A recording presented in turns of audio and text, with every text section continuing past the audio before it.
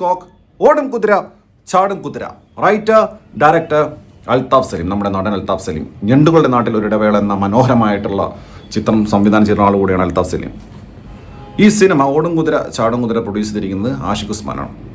പ്രൊഡ്യൂസറുടെ കാര്യം പറഞ്ഞപ്പോഴാണ് ഇന്നലെ ലോക്കയുടെ റിവ്യൂ ചെയ്ത സമയത്ത് I forgot to speak about mister DQ Dulquer Salmaan. കാരണം അദ്ദേഹത്തിൻ്റെ സിനിമയാണല്ലോ, വേഫെയറിൻ്റെയാണ് അദ്ദേഹമാണ് പ്രൊഡ്യൂസർ.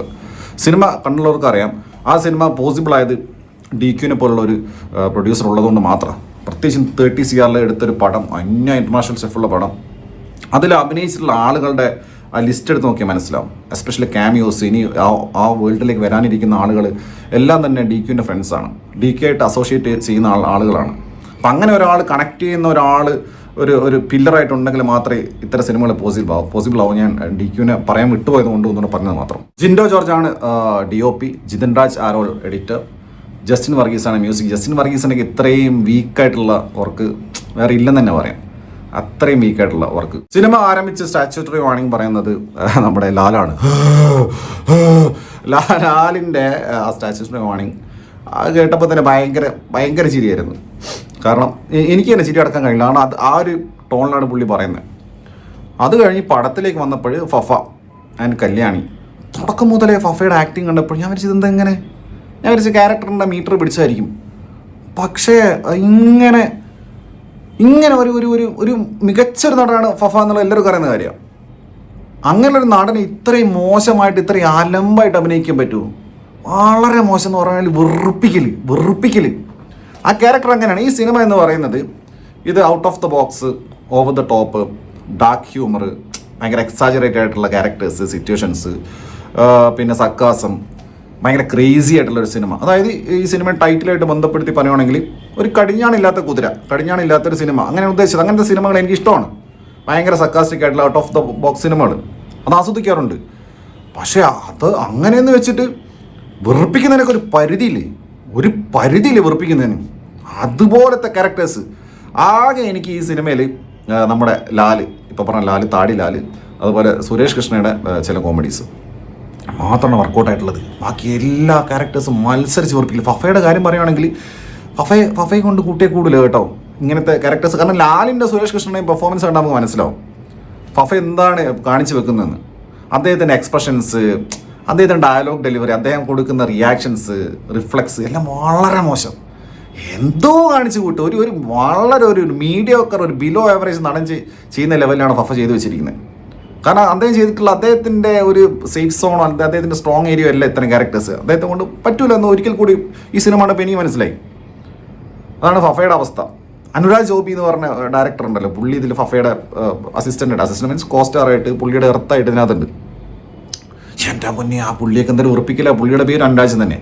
അതായത് ആ ക്യാരക്ടർ അങ്ങനെ ഈ ഫഫയും അനുരാജും കൂടിയുള്ള കോമ്പിനേഷൻ സീൻസ് പറഞ്ഞാൽ ആസഹനീയ ടോർച്ചർ പരിപാടി. ഇനി കല്യാണി പ്രിയദർശൻ്റെ കാര്യം പറയുകയാണെങ്കിൽ പുള്ളിക്കാരിയുടെ ക്യാരക്ടറും ഓക്കെ വൻ വെറുപ്പി ക്യാരക്ടറാണ്. പറഞ്ഞാൽ ഇറിറ്റേറ്റിംഗ് ആയിട്ടുള്ള, നമ്മൾ ഇറിറ്റേറ്റ് ചെയ്യുന്ന തരത്തിലുള്ള ക്യാരക്ടറും പരിപാടിയും സിറ്റുവേഷൻസും സീൻസൊക്കെയാണ്. പക്ഷേ എന്നിട്ട് പോലും പുള്ളിക്കാരി അത് ഭംഗിയായി ചെയ്തിട്ടുള്ളതാണ്. ആ ഒരു ക്യാരക്ടർ പുള്ളിക്കാരി ഭംഗിയായി ചെയ്തിട്ടുണ്ട്. എന്നാൽ ലോക കണ്ട് വന്ന് ഇത് കാണേണ്ട ഗതികേട്, പിന്നെ അറിയാലോ ഓരോ ക്യാരക്ടേഴ്സും ഓരോ ടൈപ്പാണ്. പക്ഷെ പുള്ളിക്കാരി നന്നായി ചെയ്തിട്ടുണ്ട്. വിനയ് ഫോർട്ടിൻ്റെ ഒരു മൊണ്ണ ക്യാരക്ടറാണ്. അത് വളരെ നല്ല മൊണ്ണയായിട്ട് തന്നെ വിനയ് ഫോർട്ട് ചെയ്തിട്ടുണ്ട്. അദ്ദേഹത്തിൻ്റെ അറിയാലോ പരിപാടി, പുള്ളിയുടെ ഒരു ഡയലോഗ് ഡെലിവറി, പുള്ളിയുടെ ചില പരിപാടികളൊക്കെ അതൊക്കെ അതിനകത്തുണ്ട്. പക്ഷെ അതൊക്കെ അസഹനീയമായിട്ടാണ് എനിക്ക് ഫീൽ ചെയ്തിട്ടുള്ളത്. ഈ വിനയ് ഫോർട്ട് ഇത്തരത്തിലുള്ള ഈ പിന്നെ അപരാധ അരോചക അസഹനീയ പടങ്ങളിൽ സാന്നിധ്യമാവാറുണ്ട്. ഇതിന് മുൻപ് ബോസ് ആൻഡ് ഗോയിൽ വിനയ് ഫോർട്ട് ഉണ്ടായിരുന്നു, ഇതിലും ഉണ്ട് വിനയ് ഫോർട്ട്. പിന്നെ ഇതിലൊരു കുതിര, അതായത് കല്യാണി പറയണം അങ്ങനെ ഹൽവ കഷ്ണം പോലുള്ള കുതിര, വെള്ള കുതിര വാങ്ങാൻ പോകുന്നത് നമ്മളെ വെട്ടിയാർജിയിലെടുത്താൽ ശ്രീകാന്ത് വെട്ടിയാർ. പുള്ളി ആകെ ഒരു സീനിലും കണ്ടുള്ളൂ, 1-2 സീനിലും. ഈ ഒരു അപരാധം കണ്ടിട്ട് ഇറങ്ങി ഓടാതിരിക്കാനുള്ള ഒരേ ഒരു കാരണം എന്ന് പറഞ്ഞാൽ ലാലിൻ്റെ പെർഫോമൻസ്, ആ ക്യാരക്ടർ. അതാണ് ഞാൻ പറഞ്ഞത്, അദ്ദേഹത്തിൻ്റെ ഒക്കെ റേഞ്ച് മനസ്സിലാവണമെങ്കിൽ അങ്ങനെയുള്ളൊരു വെറുപ്പി ക്യാരക്ടർ. അതായത് പണ്ട് നമ്മൾ പറയുന്നത് കൊച്ചിൻ ഹനീഫ ചെയ്യുന്നത്, കൊച്ചിൻ ഹനീഫയിൽ വേറെ ആര് ചെയ്ത് കഴിഞ്ഞാലും വെറുത്ത് പോകുന്ന ക്യാരക്ടേഴ്സ് ഉണ്ട് മലയാള സിനിമയിൽ, വെറുത്ത് പോകുന്ന ക്യാരക്ടേഴ്സ്. പക്ഷെ അത് കൊച്ചിൻ ഹനീഫ ചെയ്യുന്ന സമയത്ത് നമുക്ക് എന്ത് രസം അത് കാണാം. കാരണം പുള്ളി ആ ക്യാരക്ടറായി മാറിയിട്ട് പുള്ളി കയ്യിൽ നിന്നിടുന്ന പരിപാടികളുണ്ട്. അത് ഒരിക്കലും നമ്മൾ ഉറപ്പിച്ചില്ല. ഒറ്റ സിനിമയിൽ പോലും കൊച്ചിൻ ഹനീഫ ഉറപ്പിച്ചിട്ടായിട്ട് എനിക്ക് ഫീൽ ചെയ്തിട്ടില്ല. അതുപോലെ ലാല് ഈ സിനിമയ്ക്കകത്ത് ആ ക്യാരക്ടർ ലാല് ചെയ്തപ്പോൾ എന്ത് രസമാണ്. ഒരുപാട് സീൻസ് ഉണ്ട് ലാലിൻ്റെ ഡയലോഗ് ഡെലിവറി. ലാലിന് സെൽഫ് ഹുക്ക് ഉണ്ട്, സെൽഫ് ട്രോൾ. ലാലിനെ തന്നെ നോക്കുക. കാരണം ലാല് പിന്നെ സംസാരിക്കുന്നത് മനസ്സിലാവുന്നില്ല എന്നുള്ളൊരു കംപ്ലൈൻറ്റ്, സംസാരിക്കുന്നത് മനസ്സിലാവുന്നുള്ള പ്രശ്നം പുള്ളി തന്നെ ഇതിൽ അഡ്രസ്സ് ചെയ്യുന്നുണ്ട്. അപ്പം ഐ ആം ക്രൂവൽ എന്ന് പറയുന്നത് ഇത് പുള്ളി മനസ്സിലായില്ലല്ലേ, ഐ ആം ക്രൂവൽ എന്ന് പുള്ളി വീണ്ടും പറയുന്നുണ്ട്. പിന്നെ പുള്ളിയുടെ പോക്കറ്റിൽ ഒരു ടാബൊക്കെ. പിന്നെ പുള്ളി എക്സെൻട്രിക് ക്യാരക്ടർ, ഇതിലുള്ള എല്ലാ എക്സെൻട്രിക് വള്ളി പൊട്ടിയ ക്യാരക്ടേഴ്സാണ്. പക്ഷെ അത് ഞാൻ പറഞ്ഞില്ല, അത് ഡെലിവറി ചെയ്യുന്ന സമയത്ത് ഈ ആക്ടേഴ്സിൻ്റെ കഴിവില്ലായ്മ കൊണ്ടും മൊത്തത്തിലുള്ള സിനാരിയോ ഭയങ്കര ഉറപ്പിക്കലായതുകൊണ്ടാണ് അവിടെയാണ് ലാല് പിടിച്ചു നിന്നത് എന്നുള്ളതാണ്. കുറേ സീൻസ് ഉണ്ട്. ലാല് പറയും എൻ്റെ മോൻ കോമയിൽ കിടക്കുന്ന ഒരു ഭാഗ്യമാണ് കോമാങ്ങ. പിന്നെ അങ്ങനത്തെ കുറേ ഡയലോഗ്സ് അത് അൽത്താഫ് എഴുതിയ നൈസായിട്ടുണ്ട്. ലാല് പ്രസൻറ്റ് ചെയ്യുമ്പോൾ ഭയങ്കര രസമായിരുന്നു. പിന്നെ സ്പോർട്സ്മാൻ സ്പിരിറ്റിൽ എടുക്കണം എന്ന് പറയും സുരേഷ് കൃഷ്ണയോട്. അപ്പോൾ സുരേഷ് കൃഷ്ണ പറയും ഞാൻ സ്പോർട്സിലുണ്ടായിരുന്നു, ജവലിൻ ത്രോ ആയിരുന്നു എന്നൊക്കെ പറയുന്നുണ്ട്. അങ്ങനെ പിന്നെ ലാലിൻ്റെതായിട്ടുള്ള കുറേ സീൻസ് ഉണ്ട്. പിന്നെ മാങ്ങാണ്ടി എന്നൊക്കെ പറയുന്നുണ്ട്. ഹൂ കേസ് മാങ്ങാണ്ടി എന്നൊക്കെ പറയുന്നുണ്ട്. അങ്ങനെയുള്ള ലാലിൻ്റെ കുറേ സീൻസ്. പിന്നെ ലാല് പാടിയൊരു പാട്ടുമുണ്ട്. ആ പാട്ട് നൈസായിരുന്നു. കാരണം എന്താ വെച്ചാൽ ലാല് പാടിയതൊന്നും മനസ്സിലായിട്ടില്ല, വരിയൊന്നും മനസ്സിലാവുന്നില്ല, ആ ബീറ്റും മ്യൂസിക്കും മാത്രം രസമുണ്ടായിരുന്നു. ലാലിൻ്റെ ഒരു ടീഷർട്ട് ഉണ്ട്, അതിൽ ഐ ജസ്റ്റ് കാൺട്ട് എന്ന് എഴുതിയേക്കുന്നത്. എന്നിട്ട് അതിൻ്റെ താഴെ നൈക്കിൻ്റെ ആ ചിഹ്നം ഉണ്ടല്ലോ, ലോഗോ, അത് തിരിച്ചിട്ടേക്കുന്നു. ആ ശരി, അങ്ങനെയുള്ള പരിപാടി. ഇടവേള ബാബുണ്ട്, എന്തിനാ മനസ്സിലായി. ഇടവേള ബാബുവൊക്കെ ഇടവേളയെ കാണിച്ചാൽ മതിയായിരുന്നു പുള്ളിയുടെ സീൻസ്. പിന്നെ സാഫ് ബോയ്, അയ്യോ എന്തൊരു ക്രിഞ്ച് വെറുപ്പി ക്യാരക്ടർ. പിന്നെ വിനീതട്ടിലൊക്കെ ഇത്രയും വെറുപ്പിച്ചിട്ട് ഞാൻ ഇതിന് മുൻപ് സിനിമ കണ്ടിട്ടില്ല.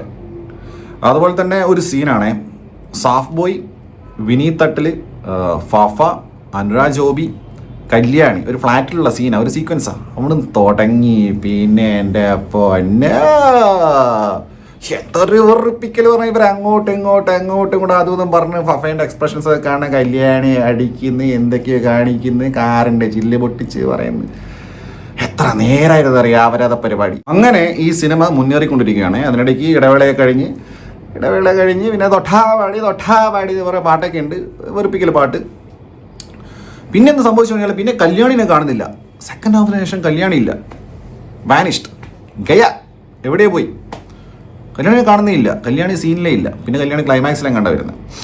അങ്ങനെ പിന്നെ വേറൊരു നടിയുടെ എൻട്രിയാണ്, രേവതി പിള്ള എന്ന് പറഞ്ഞിട്ട്. അത് ഒരു ഉറപ്പിക്കൽ കഥാപാത്രം. എല്ലാത്തിനും അസുഖം, തകരാറാണ്, മൊത്തത്തിൽ തകരാറാണ്. എല്ലാ സാധനങ്ങളും വലിച്ചെറിയുക, ദേഷ്യപ്പെടുക, മുഖത്തടിക്കുക, ഇങ്ങനെ എല്ലാം ക്രീസി ആയിട്ട് വട്ട് പിടിച്ച കഥാപാത്രങ്ങൾ, മൊത്തം ഒരു വട്ട് പിടിച്ച സിനിമ. അങ്ങനെ പോകുന്ന സമയത്ത് അപ്പോൾ ഒരുവിധം ആൾക്കാരൊക്കെ ഇങ്ങനെ വെറുപ്പിച്ച് ഫഫ മുതൽ ഇങ്ങോട്ട് എല്ലാവരും വെറുപ്പിച്ച് നിൽക്കുന്ന സമയത്ത് അതാ ഞാൻ നോക്കുമ്പോൾ ധ്യാൻ ശ്രീനിവാസൻ. ധ്യാൻ ശ്രീനിവാസൻ പക്ഷെ എൻ്റെ പൊന്നോ. പിന്നെ നോക്കും സെക്കൻഡ് ഹാഫിൽ ധ്യാൻ ഭയങ്കര ക്യാരക്ടർ, രേവതി പിള്ളയും ധ്യാനും കൂടെ ഫ്ലാഷ് ബാക്കും, പിന്നെ എന്തൊക്കെയാണ് ധ്യാനിൻ്റെ റൊമാൻസ്, ധ്യാനിൻ്റെ തമാശ, പിന്നെ ധ്യാനിന് ദേഷ്യം പിടിക്കുന്നത്, പിന്നെ ധ്യാനിൻ്റെ ഒരു പാട്ട്, ഐ മീൻ ധ്യാനും രേവതി പിള്ളയും കൂടെ ഒരു ലവ് സോങ്. പക്ഷെ എൻ്റെ പൊന്നോ അതുവരെ കണ്ടതെന്ന് പിന്നെ അതിൽ വേറെ പ്രോ ലെവൽ പരിപാടി ധ്യാൻ വന്നതോടുകൂടി.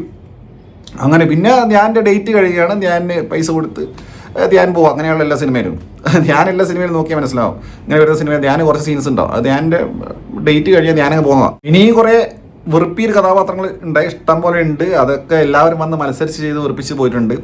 വിനീത് ചാക്യാറുണ്ട്, വെറും വർഷയുണ്ട്, ഇതിൻ്റെ ഡയറക്ടറായിട്ടുള്ള അൽത്താഫ് ഉണ്ട്, പിന്നെ ഡയറക്ടർ റാഫി ഉണ്ട്. അങ്ങനെ കുറേ പേര്, സുധീർ കരമന, കുറേ പേര് അവസാനം എന്തൊക്കെയോ കാണിക്കുക. അത് ഈ സിനിമ എന്ന് പറഞ്ഞു കഴിഞ്ഞാൽ എന്താ ഒരു എന്തൊക്കെയോ കാണിക്കുന്നു. ഈ സിനിമയിൽ ഫഹദ് ഫാസിൽ കോമയിലൊക്കെ ആവുന്നുണ്ട്. ഈ സിനിമ കണ്ടിട്ട് കോമയിലാവാതെ ആൾക്കാർ തിരിച്ചെത്തിയാൽ ഭാഗ്യം. അതുപോലത്തെ വെറുപ്പിക്കൽ സിനിമയായിട്ട് ഒരു അപരാധ കുതിര.